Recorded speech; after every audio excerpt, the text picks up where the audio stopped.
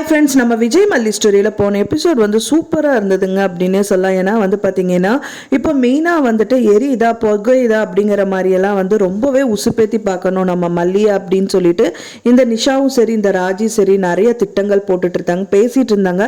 மெயினாக ஃபோட்டோஷூட் வந்துட்டு இந்த ரேணுகாவான சுடருக்கும் வந்துட்டு இவர் விஜய்க்கும் வந்துட்டு ஃபோட்டோஷூட் எடுத்துகிட்டு இருக்கும்போது என்னதான் இருந்தாலும் ஒரு ஒய்ஃபாக இருந்துட்டு எப்படி பார்த்துட்டு இருப்பாங்க, அந்த மாதிரி ரொம்ப இப்படி நெருப்பில் நின்றுட்டு இருந்த மாதிரி மல்லி வந்து நின்றுட்டு இருந்த டயத்தில் கூட இவ எப்படி இப்படி ஒன்றுமே பேசாமல் அமைதியாக இருக்கக்கூடாதுன்னு சொல்லிட்டு தான் நிறைய விஷயங்கள் பண்ணாங்க.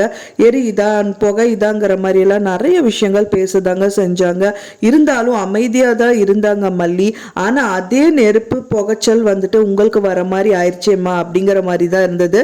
ஏன்னா வந்து பார்த்தீங்கன்னா மல்லியை கடைசியில் வெண்பா கூட்டி பயங்கரமாங்க அந்த குழந்தைக்கு தெரிஞ்சிருக்கு தன்னோட அம்மா தான் வந்து அப்பா பக்கத்தில் நின்று ஃபோட்டோ எடுக்கணும்னு சொல்லிட்டு. ஸோ ரியல் அம்மாவை அந்த குழந்தைக்கு வந்து அந்த உள்ளுணர்வு சொல்லுது பார்த்தீங்களா, தன்னோட அம்மாவாகவே இல்லாட்டாலும் மனசளவில் அவங்க சுமந்துட்டு இருக்காங்க. ஸோ அவங்க எவ்வளோ தவிச்சிருப்பாங்கன்னு நினச்சிட்டு அந்த குழந்தை வந்து அவங்க அப்பா டாடா கிட்ட போயிட்டு டாடா நான் அம்மா கூடயும் நின்று ஃபோட்டோ ஷூட் எடுங்க அப்படிங்கிற மாதிரி சொல்லுது. ஸோ அதை கேட்டவனே விஜயும் ஆமாம் நீ அவள் சொல்கிறது உண்மைதானே மல்லி, அவளை ஏன் இது சொல்கிற, ஒன்றும் பிரச்சனை இல்லை, நீ நம்மளும் வந்து ஒரு நல்ல ஃபோட்டோ எடுத்துக்கிட்டதே இல்லை இப்போ வரைக்குமே, நம்ம 2 பேரும் சேர்ந்து எடுத்துக்கலாம் அப்படிங்கிற மாதிரி சொல்றாரு. ஸோ அது மட்டும் இல்லாம அவங்களுக்கு முன்னாடி அதாவது வந்து பாத்தீங்கன்னா இந்த ரேணுகா கொஞ்சம் தள்ளி தான் நிக்கிறாங்க. விஜய் கூட வந்துட்டு போட்டோ ஷூட் எடுக்கிறாங்க. போட்டோ எடுத்தவரே சொல்றாங்க நீங்க தான் சார் நேச்சுரலான பேரு, ஸோ அவ்வளோ அழகா இருக்கு உங்களோட கெமிஸ்ட்ரிங்கிற மாதிரி சொன்னவனே இவங்களுக்கு மூஞ்சியை பார்க்கும்போது கடுகடுன்னு இருந்தது.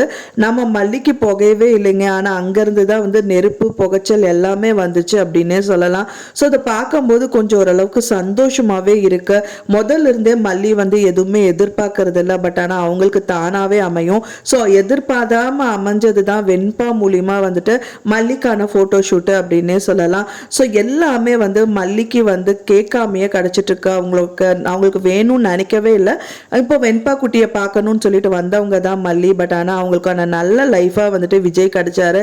விஜய் கிடைச்சது மட்டும் இல்லாமல் தன்னோட லைஃப் போச்சுன்னு நினச்சிட்டு இருந்த இந்த டயத்தில் கூட வெண்பா குட்டி வந்து பார்த்தீங்கன்னா அப்பப்போ வந்துட்டு இவங்க தான் உன்னோட வைஃப்னு சொல்லாம சொன்ன மாதிரி விஜய் கூட நிக்க வைக்கிறது, விஜய் கூட பேச வைக்கிறது, அம்மா கூட்டி விடுங்கன்னு சொல்றதுங்கிற மாதிரி நிறைய விஷயங்கள் வந்துட்டு மேலும் மேலும் பண்ணிட்டே இருக்காங்க.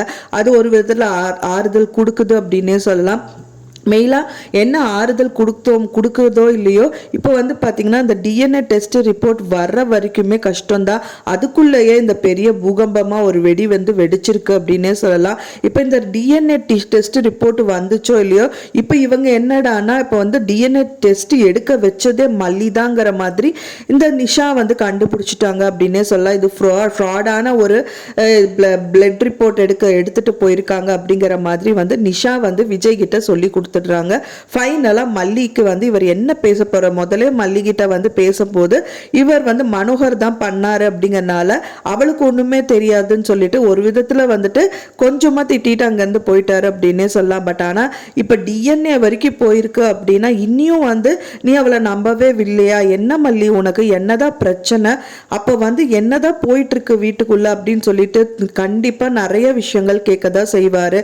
கேட்டுட்டு நல்லபடியா அந்த ரிப்போர்ட் ரிசல்ட் கொடுத்துட்டாங்கன்னா மல்லி தப்பிச்சிட்டாங்க, இல்லைன்னா வந்துட்டு மல்லி மேல டவுட். ஏன்னா டிஎன்ஏங்கிறது ஒரு பெரிய விஷயம் இல்லையா. ஸோ அதனால என்னதான் இருந்தாலும் ஃபர்ஸ்ட் ஒய்ஃப் அப்படிங்கிறது வந்து உனக்கு புகைச்சலாதான் இருக்கு போல அப்படின்னு அவர் கண்டிப்பா சொல்றதுக்கு சான்சஸ் இருக்கு. ஏன்னா என்னதான் ஒரு அந்யூன்யமான ஹஸ்பண்டாகவே இருந்தாலும் மல்லி வந்து அமைதியாக இருந்த வரைக்கும் தான் அவங்கள வந்து மதிச்சிட்டு இருந்தாரு. ஸோ இவங்க டிஎன்ஏ டெஸ்ட் வரைக்கும் போகிறாங்களா, ஸோ அதுக்காக தான் வந்து இப்போ ஏன் நடிச்சிட்டு இருக்காளோ, இந்த ரேணுகாவை நல்லா பார்த்துக்கிற மாதிரி பார்த்துட்டு இருக்காளோ அப்படிங்கிற மாதிரி டவுட் வந்துருச்சுன்னா மல்லியோட பாடு திண்டாட்டம் தான். வீட்டு விட்டு போன்னு சொல்றது கூட நிறையவே பாசிபிலிட்டிஸ் இருக்கு. ஸோ அந்த மாதிரி ஒரு சந்தர்ப்பம் மட்டும் வந்துடவே கூடாது மல்லிக்கு அப்படின்னு நினைக்கிறவங்க மறக்காம நம்ம சேனலுக்கு லைக் பண்ணி சப்போர்ட் பண்ணுங்க. நான் சொன்ன இந்த தகவல் உங்களுக்கு பிடிச்சிருந்தா ஃப்ரெண்ட்ஸ் மறக்காம லைக் பண்ணுங்க, ஷேர் பண்ணுங்க, கமெண்ட் பண்ணுங்க, சப்ஸ்கிரைப் பண்ணுங்க. மேலும் இன்னொரு மல்லி சீரியல் அப்டேட்டோட நெக்ஸ்ட் மீட் பண்றேன். தேங்க்ஸ் ஃபார் வாட்சிங் மீடியா ஃப்ரெண்ட்ஸ். நெக்ஸ்ட் வீடியோல பார்க்கலாம்.